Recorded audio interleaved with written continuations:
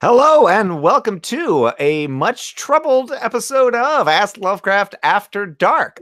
Tonight we are joined by author and actual skeleton Orrin Grey. Orrin, welcome. Hey, good to be here. Orrin's been very kind to put on a fleshy bodysuit for us, so we're not too terrified of a skeletal form. Is that still an ongoing joke? Like, I feel like that was like a thing when I first met you. I don't know if it still is. No one's forced me to do an actual author photo yet, so as far as I know, Okay, it still is. Like nice. Okay. every time I'm asked for a photo, I just send them that little like wind-up skeleton, and no one's made me do a real one yet. So I mean, it's I'm great. I'm gonna keep raiding this horse until they force me to get off at some point. There we go. That's what I like to hear. Orrin was introduced to me in a rather bizarre way by a player in an Iron Kingdoms role-playing game that I was running for a while, who either messaged me or texted me very angrily because he had been playing a paladin of Morrow and had called his character Orrin Bray and was felt very, was very proud of his character and proud of, all of his backstory that he went through. And he had like a false leg that he hid his like gun in and all sorts of stuff. But then I think flipping through the magazines, flipping through Privateer Press's sort of company magazine, he saw there were stories written by an Orrin Grey and I guess, felt like he had been robbed a bit, felt like he had lost some of his creativity because now his character was walking around in the real world writing in canon fiction. So you've written a lot about sort of the intersection of horror and pop culture, but I don't think you've ever had a role-playing character come to life. Am I mistaken in that?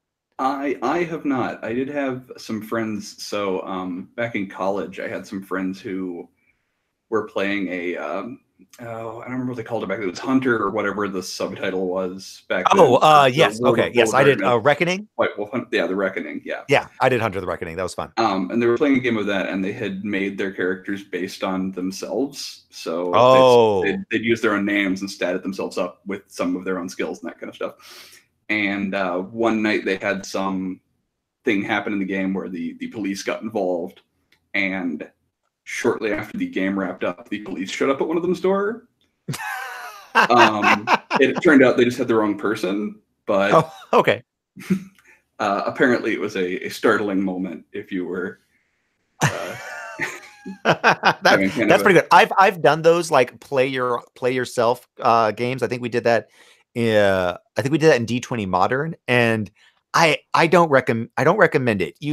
You learn a lot about yourself, and you learn a lot about what your friends think about themselves. I have no skills that would be at all useful in a role-playing game scenario. No, it was fantastic because I believe likewise. Like, I know myself. I know I would most likely die. But the problem was that we kept running into creatures from like the actual monster manual, which I do have legit knowledge about. It's like, well, so I kept being like, hold up, guys, these are my conids. I think at one point my best weapon was just one of those like little Insta cameras. I just turned the flash way up high on and was just like snapping things and running away, trying to blind them. No, it was specifically one of my roommates trying to convince the GM he had a dexterity of 16 and then doing like little finger moves to prove it. Not great. Okay, we're going to get to your much vaunted, celebrated professional work, but I got to geek out a bit. How did you get involved with Privateer Press, with the whole Iron Kingdoms, what have you? Because that is absolutely my favorite setting. Like, I recognize that it didn't fit well with Dungeons and Dragons, but I still appreciate that they tried, and I really like the stuff that they created. Yeah. Oh, I still have all those books too.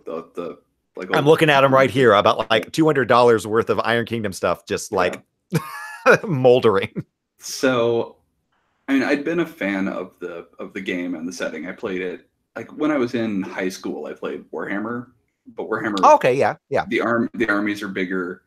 The model investment is bigger, and so it was too high intensity a hobby for me to stay in. Like when I got into college and stuff, like it was too many models, too much money, too much time, and I was never really into the hobby part anyway. I was never good at painting. My hands aren't very steady, and so on. So when I got into college, I got into War Machine because it's smaller scale, more skirmish level encounters. Although this was back when they were doing like the all metal. Like Right, they tried to like distinguish themselves, like we are never going to have plastic miniatures. 5 years later, yeah, that wasn't a great hill to try and die on. But so I'd always played the game, and the way I got into writing it actually was, I mean, and I didn't have a ton of miniatures. I still don't. I have a small Gatorman force, and that's it. But the way I got into writing it was that Simon Berman was a fan of my work that I'd done, my fiction work, and he actually worked for them as a social media manager at the time, and he did some other stuff as well. And so when they started looking for freelancers to do some additional fiction and stuff, he threw my name into the hat, and I picked up a couple of fiction jobs, which then turned into a few like actual game content jobs. So I wrote some rules stuff and some other things for them freelance, and then eventually wrote a novel for them. And then they've kind of been restructuring since then. So I haven't written anything in about a year, but and I mean, now you've written on kind of commission and for like different sort of, you know, projects like themed novels like Frankenstein and stuff like that. But like when you're entering into a sort of like shared fictional space, like did you find that incredibly constraining? Like, did they sort of like present you this giant Bible and be like, all right, here are these 800 characters you can't kill. And like, here's how the world works. And the gods don't like it when you cast heal spells. So have fun.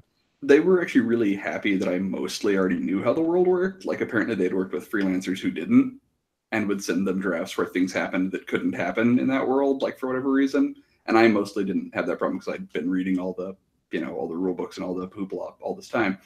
But they also did give me like pretty extensive outlines, especially on the novel that I eventually wrote. It was about a. Why are you referring to Godless, the first in the Fire and Faith series? I am. So that's about a 90,000 word novel, and they gave me a 9,000 word outline for it. So like it was. My joke was always just that I had to just take every one of those words and turn it into 10, and I was okay. Good.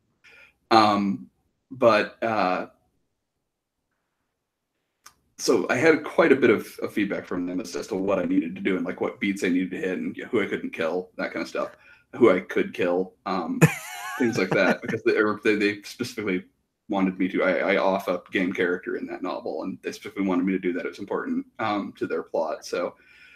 But also, as I was working, I had Doug Seacat, who's one of the lead writers there, and he is like a walking encyclopedia of everything about the setting. And so anytime I had a question, I just asked him, and I would always get like 30 paragraphs in response. Like I would get this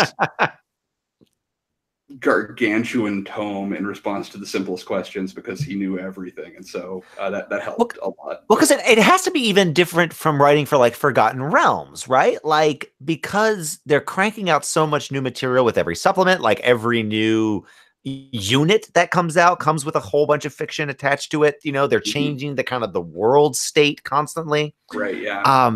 Like it feels like you would be writing in a maelstrom.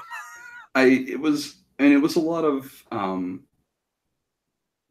I compare it. I've never actually done this, so I don't know how much it was like it, but I compared it a little bit to writing the novelization of a movie, where I had really had the skeleton of what they wanted to have happen in place most of the time. And some of the shorter stuff I did, it wasn't as important because I wasn't dealing with canon characters. I was just dealing with like, oh, here's the story of a random soldier in this unit or something. But when I was dealing with like canonical characters with this novel and some novellas I'd written before for them, they had a pretty good idea of what they wanted to have happen in what order. And it was up to me to flesh out supporting characters or make them up whole cloth and figure out how to sell the beats they wanted sold rather than to actually plot the book, which I mostly didn't do. So that was interesting. It was very different than writing like a short story, because I'm very much a seat of my pants writer most of the time. I don't really outline generally, and so writing from this very rigid outline was a very different challenge. The external outline. Yeah, it was really different, and I enjoyed it actually. So. Well, I very much appreciate it, and I like the fact that I have, someone that I can geek out about Iron Kingdoms because, yeah, ever since I think a friend's brother got a copy of the Monster Nomicon, like I just fell in love with Oh this my god! setting. So the art is so good in that too. So okay, this is my geek moment. So you can kind of see it on my wall back here, and if I turn the camera, you can see it a little bit more. See the pictures? There are two pictures right there. Yes. Those are originals from the Monster Nomicon of the Rhinodon monster, which is one of my favorite monster designs. Like I bought those from the artist really cheap, actually. I don't know why he was selling them so cheap, but yeah, those are like actual original pen and ink drawings from Monster Nomicon. Well, longtime viewers of the show will know that occasionally when I flash to Mr. Lovecraft's hapless assistant, Lehman Kessler, I've sort of given him a little perch in the library where I film, sort of next to the closet. But in that corner, there is the very nice and lovely map of Western Immorin, which I believe you actually sent me your copy because I lost mine. I still have another one somewhere. And so I got it framed. I have it. I love it. And so a little piece of Orrin is in all those special episodes. So all right, but we're not you're not here to shill Privateer Press, even though there's all sorts of exciting things happening in the world of War Machine. And there is, oh my god, Infernals are coming out. I'm so excited. And they're trying to sell me more models, and I'm trying not to buy them. We'll find out how that goes. Oh, the Infernals have been like teasing me since the Monster Nomicon. Yeah, me too. Same here. Like for 15 years, I have like pondered like what to do with those Infernals. And now they're going to have them, and I have to decide whether I'm going to buy more models or not. We'll see. It's hard. But moving on from all sorts of exciting things with Infernals, we're going to be looking at your newest collection of short fiction. Is I don't know if this is coming across as backwards, but if it is, I'm sorry. But we're looking at Guignol and Other Sardonic Tales, which was reviewed on PH Reads a Thing a little while back. I was a big fan, as am I. And this is a really fun collection. I enjoyed your previous one that you did a little while back. Was that your first collection? That was my second. That was your second. Okay. Yeah. What was your first collection? My first one was Never But the Devil, which is the one that got the hardcover reissue last year before, last year. Nice. 2018, I think. Anyway. So it's been reissued in hardcover from Strix Publishing. You can actually still pick it up. And it was my first one. It was published back in 2012 originally. Oh, wow. Okay. So kind of probably too early, really, for me, but I'm still proud of the stories in it. Just I wasn't prepared for the realities of publishing yet. All right, so this is your third one that is now out from our good friends at Word Horde Press, Ross Lockhart, who is also getting back into gaming, which is amazing to watch over social media. I've been seeing him printing like 3D printing miniatures, which is, I don't know, I've never tried that, so that's. And this is a lot of fun. I mentioned earlier that you are really good at taking pop culture, but not like pop culture in terms of just like, whatever's on television right now, but like you capture a lot of nostalgic pop culture and like pop cultural memories, and play with them in your fiction in really interesting ways. Not in this collection, I don't think, but I think we read it maybe for Miskatonic Musings. But it was like about like kind of a beachside stand-up arcade game. And it was absolutely chilling and absolutely delightful, and I thoroughly enjoyed it. And like I don't know, I see hints of that same ability to capture the terror of childhood memories. And play with it in a lot of your work. And I want to talk about that. Orrin, how was your childhood? Are you doing okay? I mean, I don't know. It certainly had some trauma in it, as did many people's. I think some of that comes through in Guignol especially, but not. And I think it's anyone who's had abuse or had trauma or had anything like that. It's going to affect them in various ways, and I explore that some in my fiction. But at the same time, stuff like the terrors of childhood is just that And yeah, that stuff is scary, but it was also what I liked when I was a kid. Like I always liked this scary crap, always, for as long as I can remember. And so a part of mining that sort of nostalgic quality is just remembering what I liked, remembering both what scared me and also what helped me get through being scared when I was a kid, if that makes any sense. Because what I turned to when the bad things in my life were people, and they were bullying and cruelty and that kind of thing. And where I went when I was when I to get away from that was horror most of the time. I went to monster movies, and I went to scary video games with Castlevania and whatever, and I went to comic books, and I went to all this stuff. And that's, I think, being able to sort of remix those two things and keep both is, I don't know, something I try to do. Anyway, Well, it's interesting, right? Because like I considered that I didn't really get into like horror as a genre until late in life, but obviously there were just like scary things that I was attracted to as a kid. I remember, growing up abroad, we would sort of find things on VHS and like plop them in and like be sort of like terrified and mesmerized. And also like you only had like 6 VHS tapes. So you had to cycle through things, so like I had one really dumb submarine and dinosaurs movie. I think it was not the land that land that time forgot. I actually own that movie. Like I own that on Blu-ray. I don't remember what the name is either. I think it's all the time. Michael Moorcock wrote that. Michael Moorcock wrote that movie. Yeah. Well, because like I like the first part of that movie, which is just the like submarine various mutinies taking over each other. Because I love movies like Crimson Tide and like movies where people are fighting over control of a boat. So like I really like the the Nazis and like the folks that they sink, battling over control of the submarine. And then the second half of the movie where they're just like on Dinosaur Island. I was always like, I guess I should watch this part. This seems like why I'm here. What is going on? Why did this get worse when they went to the Dinosaur Island? I don't understand. Like it feels like they stitched two movies together in a weird homunculus sort of way. Did. I mean, given it was made in the 70s, they probably might have been the 60s. They probably mostly I remember scandalizing one of my fellow missionary kids because I was like, "Oh, we should watch this movie," and I handed her the VHS cassette, and she flipped it over, and on the back there was a woman with like the worst like teased out hair and like sort of like a fur bikini, and she was like, "Lehman, this has to be rated R. We cannot watch this." Fur bikinis are an instant R rating, obviously. Except as being a young impressionable lad as I was, that fur bikini makes no appearance in this movie whatsoever.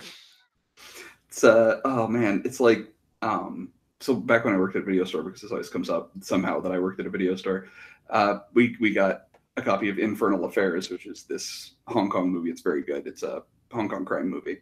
Anyway, on the cover of it, there's this like woman in like a short miniskirt holding a gun, right? That woman is not in the movie. No woman in the movie ever wears a short miniskirt like that, and no woman in the movie ever touches a gun. Ever once. Oh, what was the other one that made me feel so betrayed? Oh, another submarine movie, the Kelsey Grammer Down Periscope movie. In the trailer showed the only female character water skiing behind the submarine, not featured in the film whatsoever. It's on the cutting room floor somewhere. I've been betrayed by. You also buy the Blu-ray and get like the deleted scenes or something, and it'll probably be on there, right? I will tell you, the best bad movie for random DVD special features is the Raul Julia Street Fighter movie. Oh my god, I was just talking about that movie with someone the other day. Oh god. Like I will defend that movie to my grave. That is an amazing bad movie. And like having finally found the oral history of it, like they did a big breakdown of the making of it, like I love it even more, like knowing what a hot mess it was. But the DVD comes with like they just threw everything they had. Like the scene where Chun-Li is like, I'm here in the streets of Shadowloo, like that like 30-second clip. They filmed like 10 minutes of her just like giving a news doing a fake newscast, like walking backwards through a street. Like it just keeps going on and on.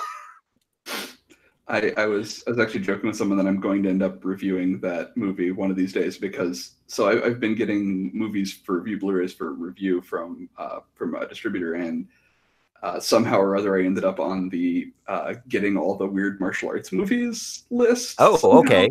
And so I've All been like right. I did Double Dragon, the Double Dragon movie with like Mark Dacascos and from like 1994, which was the second video game movie ever made, actually. Um, Ooh. Wait. Okay. I want to try to do the timing of this. I know that the John Leguizamo brothers movie was after it. it was before it. It was the first one.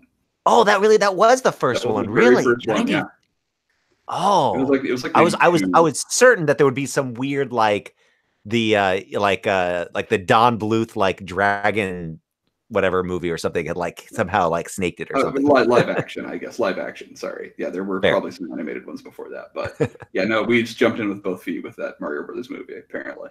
But anyway, I reviewed Double Dragon, and I reviewed this movie called like Showdown, which is the Karate Kid if it was made in the '90s with the guy who invented Typo as Mr. Miyagi. Okay. Yeah. And now I've got right now I've got the Sister Street Fighter collection from them, which is 4 movies apparently. I didn't even know this. Were these also animated? No. What are No. these? These are pre the game. These are Oh, I see. Okay. when Sonny Chiba made the Street Fighters like in the 70s. Okay. This is a tie-in to those, but apparently they made 4 of them. So that's a thing I get to watch at some point. Good luck. Yeah.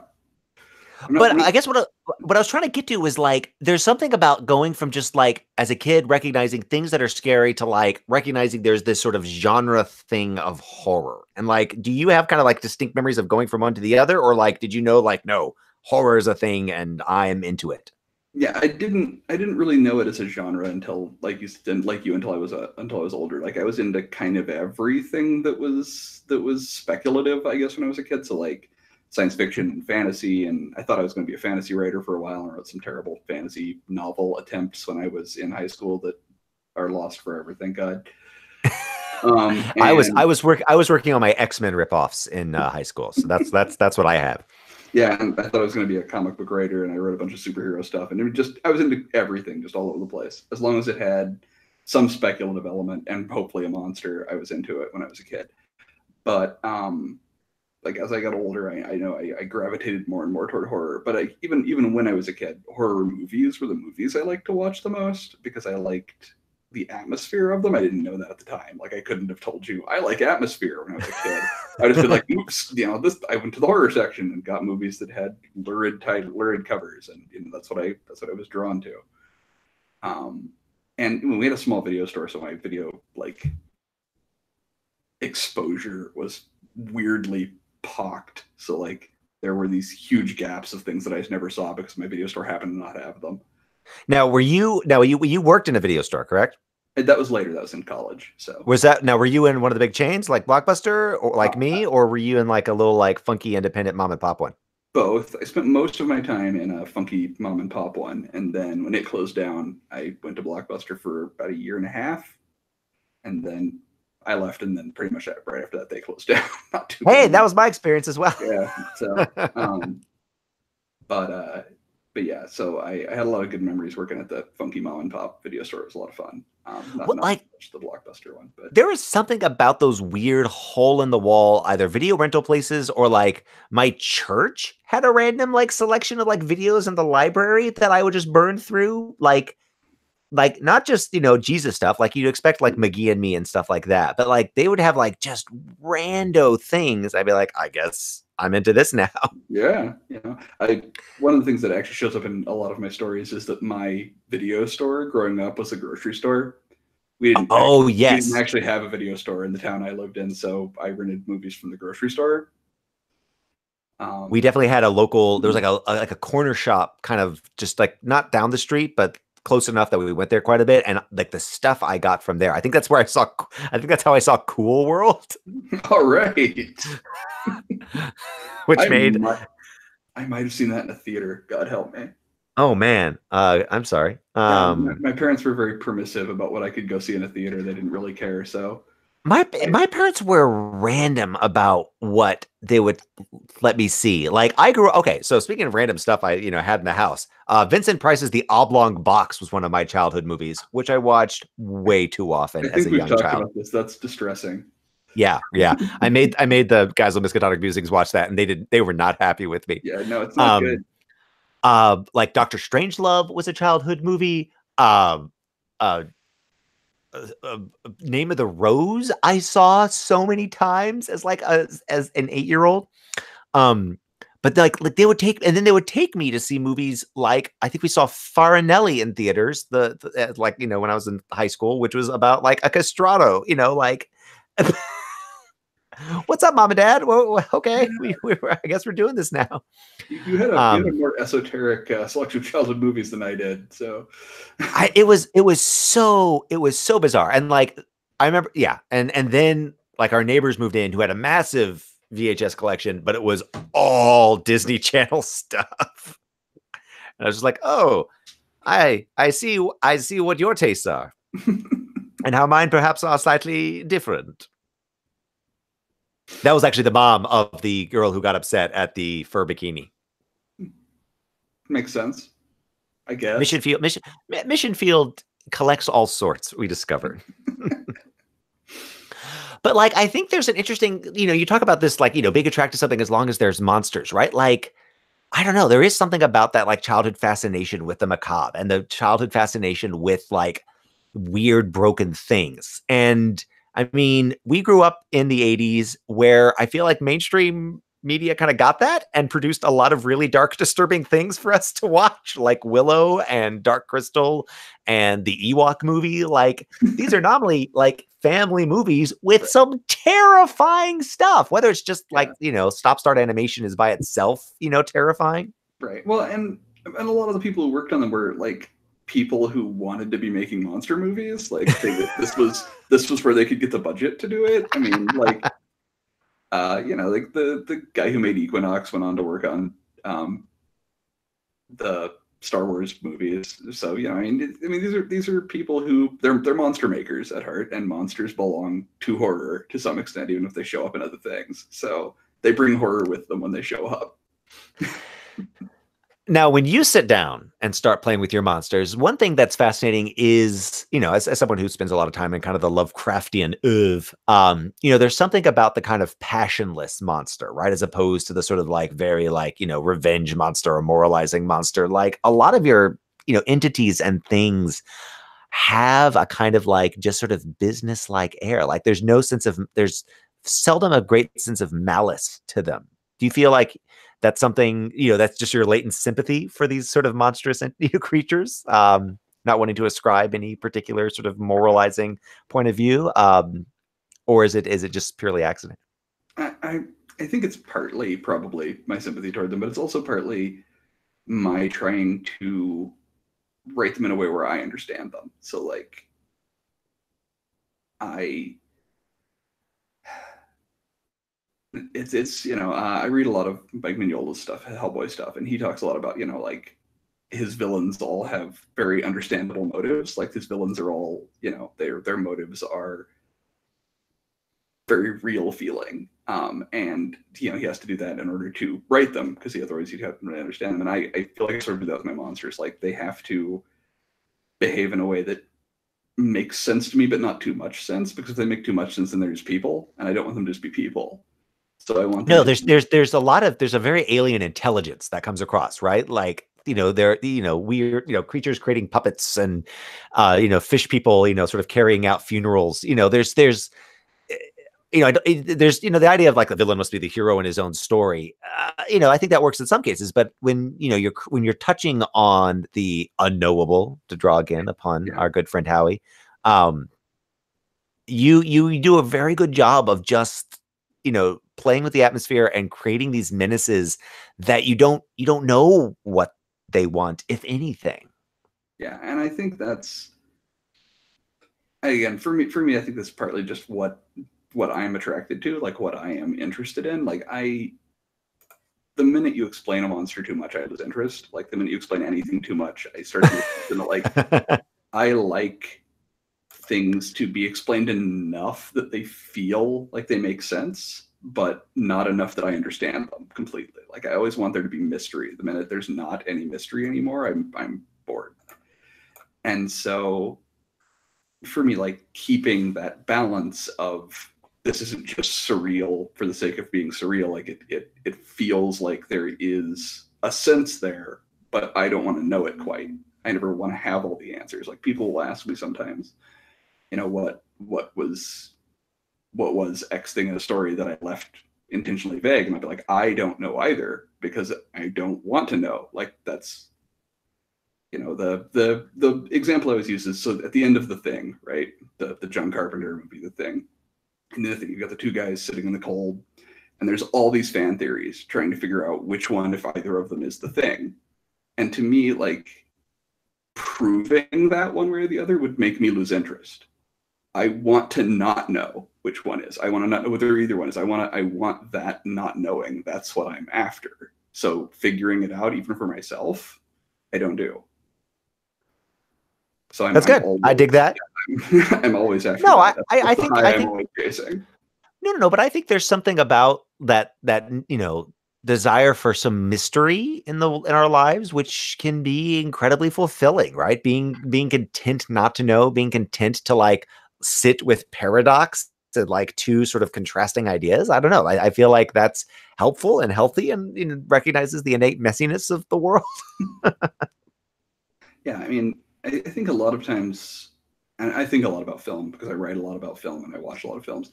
I mean, I think it's true of stories too. A lot of the best films and stories, they draw their power from the tension that happens from two things that don't fully connect together. Like, they're not a perfect series of puzzle pieces that all fall exactly into place. They get their power from the tension that happens within them, between opposing ideas, between opposing interpretations within the same text, where text here can be whatever. And so, you know, I mean, I don't know if you can generate that on purpose, but I can certainly try to.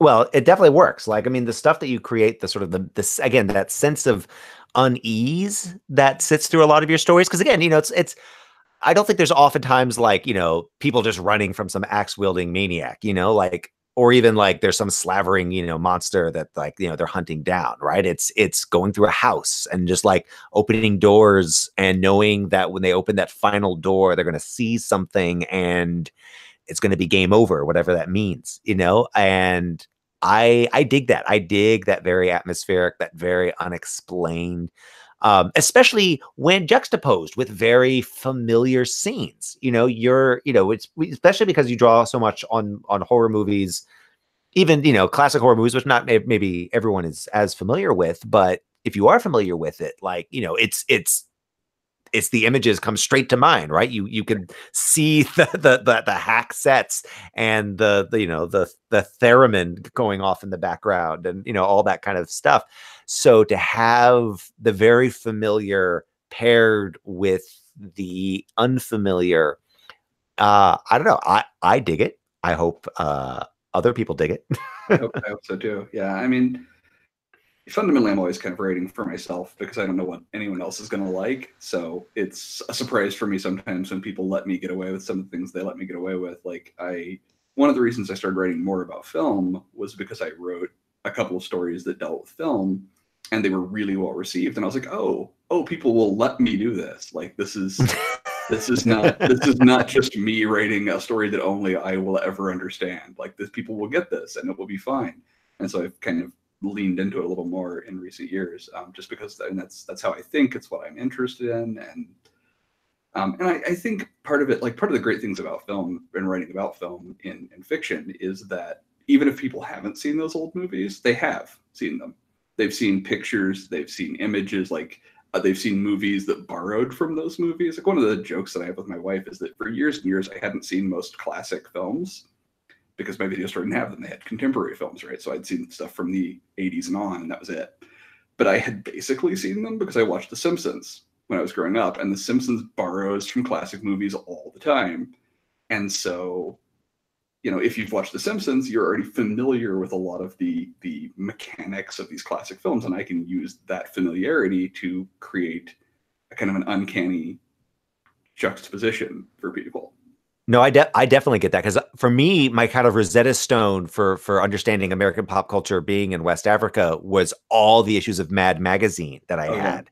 Yeah. So like I knew looks and like names and like general plots and structures, because I may not have seen Ghostbusters, but I saw Gross Splusters, you know. I mean, and it let me know this like vaguely Dan Aykroyd looking caricature, does this thing and behaves this way, and yeah, it gave me an underpinning, so that when I finally was like plugged back into American society with as such as it is, I wasn't like just showing up being like, hello, I too enjoy apples. No, I'm cracking up because Gross Blusters just sounds so much like an actual Mad Magazine like spoof title. Like maybe I feel like cracked. you nailed it. Yeah, maybe correct. Now, speaking of things that we get left to do, I'm going to impose upon you a little bit and run just a quick ad / contest for our friends. We're given these wonderful pins by the good folks at Arkham Bazaar, CthulhuCon, and the HP Lovecraft Film Festival, which is where I think we actually met for the very first time back in the day. After my player yelled at me about you. So they have given us these delightful pins, and we are going to give them away. So for those of you watching either right now on the live stream, or if you manage to watch this, I think we'll say before Friday night, that'll be our cutoff point. I want you to send me an email to asklovecraft@gmail.com with the subject line Orrin Grey. And in it, just tell me what was like that first really scary childhood movie that turned you on to like dark, monstrous, nightmarish things, and is the reason why you are now watching this interview. If you live in the continental United States, I will send you one of these delightful remaining pins. We still have a handful remaining, so please take advantage of that. Back to films, you have an upcoming book that deals with films, do you not? I do, yes. Can you tell us about it? It is the sequel to this book, which was... So a few years ago, I wrote it for 5 years. I don't remember. I don't even remember when I started. Anyway, several years ago, I wrote a column for Innsmouth Free Press when Innsmouth Free Press was still a going concern on the internet. And I wrote about vintage horror films. So anything from The Silence to the early 70s. Which is a big, big window. And I wrote those for 5 years, and all of those got collected in this. But I, being me, was not actually writing them as they were published. I was writing them ahead. So I'd already written about 1.5 years worth when the column shut down. And so I had this handful of stories that were, these handful of essays about these old movies that were orphaned then. And I sort of thought about what to do with them for a while, and finally I just asked Sylvia, "Hey, what if we did a sequel to this?" It did okay, and she was very on board with it. So we've got I wrote a bunch more to go with that handful, and as the deadline was getting closer, watched more and more, crammed closer and closer together, so that in January I watched fully 51 movies in the month of January. Most of them from the 30s and 40s. So, which fortunately movies from the 30s and 40s were very short.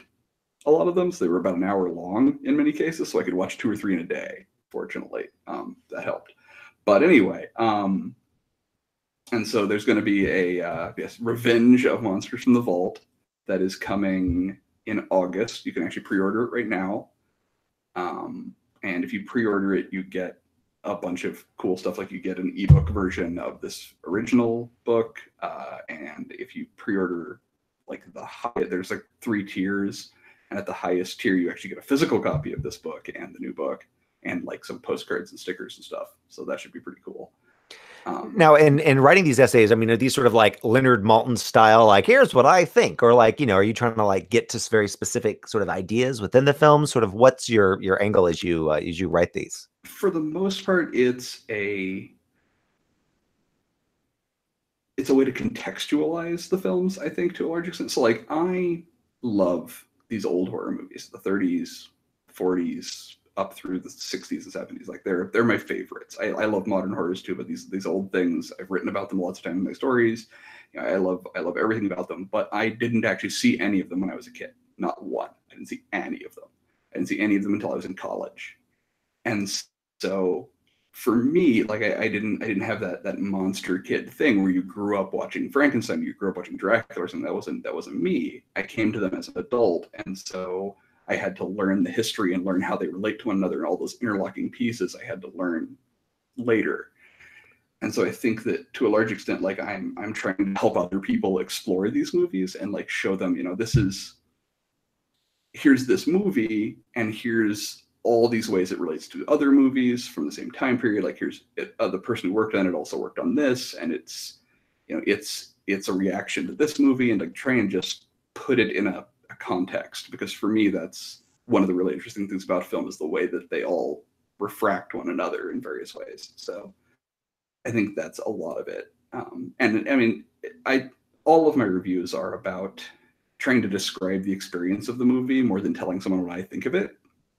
I'm not interested in that personally. Like, if you care enough about whether I liked a movie or not, I can tell you that in one sentence.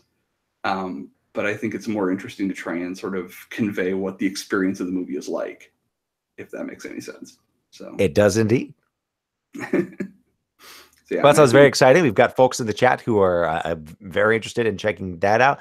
You know, I talk a lot about how you play with pop culture, but film definitely is it feels like the original love, and the love that kind of you return to again and again within these stories.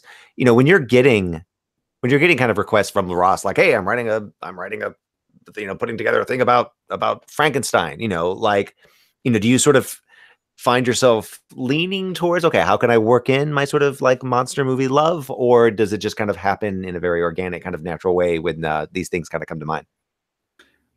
It depends a little bit on the topic to some extent, but a lot of the times I write stories about films because that's just what I'm thinking about anyway, and it's what I know about. Like I know I don't have to do as much research then, right? Because I know a ton about nice. film. Yeah, so that saves me time. Like I recently wrote a story about a reel, actually, you know, on the fiddle, and I had to do a ton of research for that because I don't know shit about reels or fiddles. And so, you know, when I'm writing about film and nerds like me who love film, I already know what nerds like me are like, and I already know a lot about film, so I don't have to do as much research. But no, some of it's like organic. Like specifically when Ross asked me to do the Frankenstein story, the very first thing I thought was, shit, there's been like a billion Frankenstein stories, right? What can I possibly bring to a Frankenstein story that someone else has not already done 20 times, you know? And so I was like, all right, so, you know, I'm looking at all of the different, like, I have this immediate, like, I don't know, this a crystal kaleidoscope that just refracts, like, what are all the things I know about Frankenstein, right? And so for my Frankenstein Against the Phantom Planet story, what I thought about was the Willis O'Brien pitch for King Kong versus Frankenstein, the movie that never happened.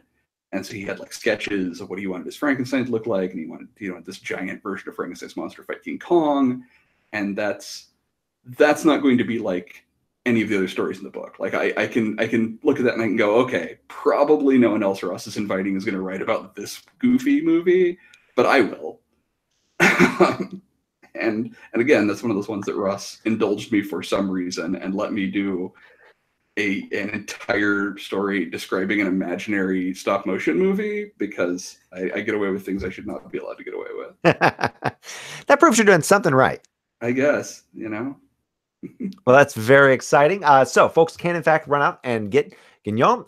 We're going to be at the Revenge of Monsters of the Vault. You said that's coming out January? August. Okay. Way sooner. I was way off. We'll have it at Necronomicon, actually. Oh, so, fantastic. Okay. So yeah, let us know. Necronomicon, it will be there too. And where all can folks find you if they want to meet you in the bone in person? I am Orrin Grey at Twitter and Facebook and Instagram, primarily. You can come to my website, which I update, a couple times a month. And that's mostly about it. You're doing Outer Dark, is that right? Yeah, that's right. I will be at the Outer Dark Symposium on the Greater Weird in like a week, which I need to not forget because it's in like a week, right? Which is in Atlanta. So I will be going down for that. It's my third time at the Outer Dark, so it'll be fun. Well, this time around they're doing it in a studio, aren't they? Is it either a film studio or a TV studio? It's in a special effects like studio, so where they make monsters. So that's perfect for me. I'm really excited about that. Its timing is terrible though. It's on Hellboy Day. Oh no! So, like, right? So like I'm gonna be stuck at the symposium. Like I'm gonna have to find someone who can go to a comic book store and pick up some Hellboy Day swag for me because I can't get out that day. Like it's that very day is the day that the symposium is. So, but we'll figure it out. I'll figure something out. That sounds. I'm sure you will find some way to make this all work, to cram all your monsters together. Mentioning Hellboy, I do have to ask, because it feels like something you would have some amazing thoughts on. What do you think about the fact that we missed out on having a full Amazing Screw-On Head series?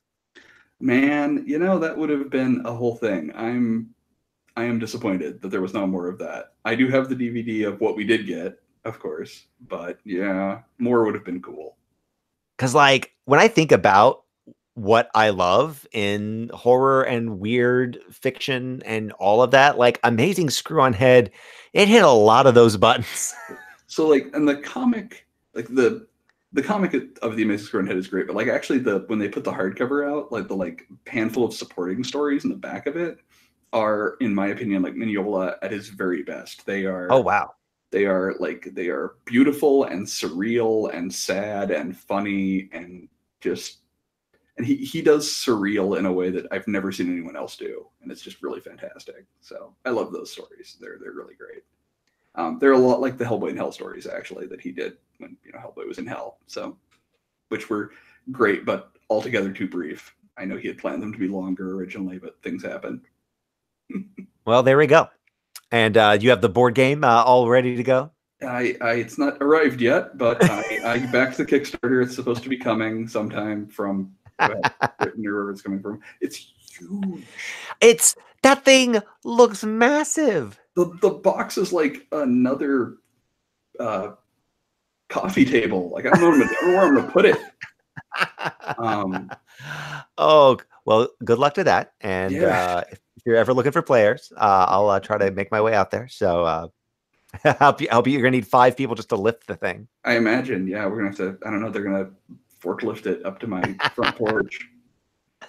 Well, Orrin, thank you so much for coming on the show. You listed off where folks can find Orrin online. And if you're going to be either at Necronomicon or the Outer Dark with many of our other delightful guests, you'll be able to run into him there. If you've enjoyed this program, which has had slightly chaotic origin, but did manage to come out, you can find out more about it at asklovecraft.com. You can also find me there impersonating H.P. Lovecraft 3 times a week. Although this week, you can see me impersonating Peter Sellers, because for some reason I agreed to impersonate Peter Sellers. So otherwise, you can find me on Twitter at Lehman Kessler. You can follow the show on Twitter at Ask Lovecraft. And if you want to know about any other live shows or things that are happening with me, you can go to lehmankessler.com. If you've truly enjoyed the show and you want to help support us and keep the lights on, you can go to patreon.com/AskLovecraft.